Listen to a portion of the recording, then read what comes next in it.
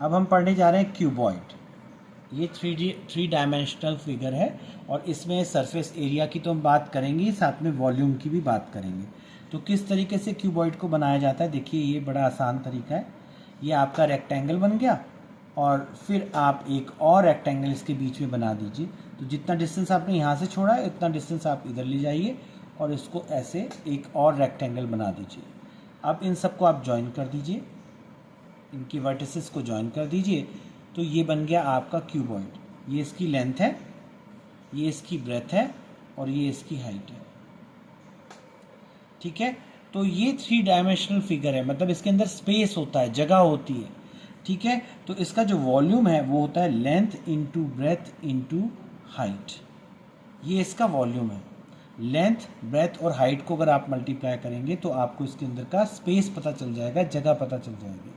और इसकी unit metre cube या सेंटीमीटर क्यूब होती है। ठीक है, क्योंकि 3 डायमेंशन मल्टीप्लाई हो रहे हैं, metre into metre into metre, metre cube हो जाएगा।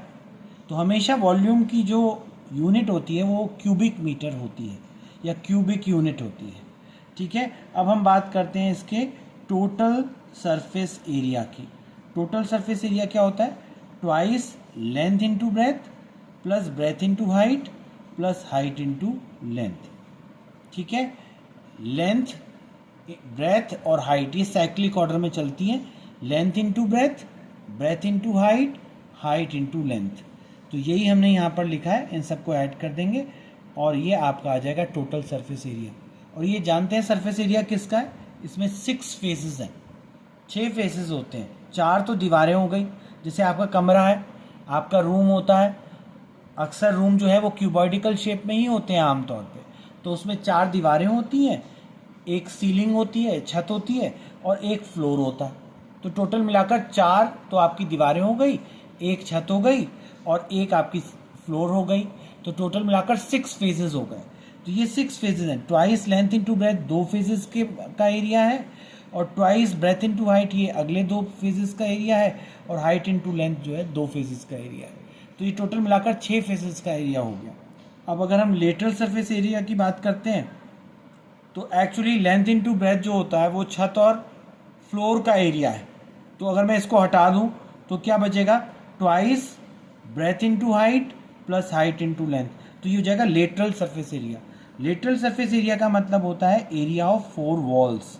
एरिया ऑफ 4 वॉल्स, 4 दीवारों के एरिया को हम लेटरल सरफेस एरिया कहते हैं।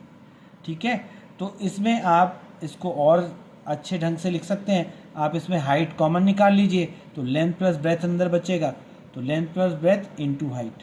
तो ये हो गया आपका lateral surface area, twice length plus breadth into height. So that will give you lateral surface area. अब इसमें एक और चीज़ होती है, वो है लेंथ ऑफ डायगोनल।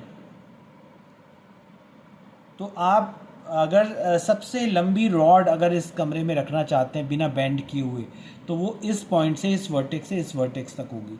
तो इसको हम बोलते हैं डायगोनल। ठीक है, ऐसे ही आप इस वर्टेक्स को लें और इस वर्टेक्स को लें तो इनके बीच की जो ये लेंथ है ये भी डायगोनल कहलाती है। तो डायगोनल की लेंथ क्या होती है? It is given by this formula under root of L square plus B square plus H square. इसे हम बोलते हैं लेंथ ऑफ डायगोनल। तो this is all about cuboid.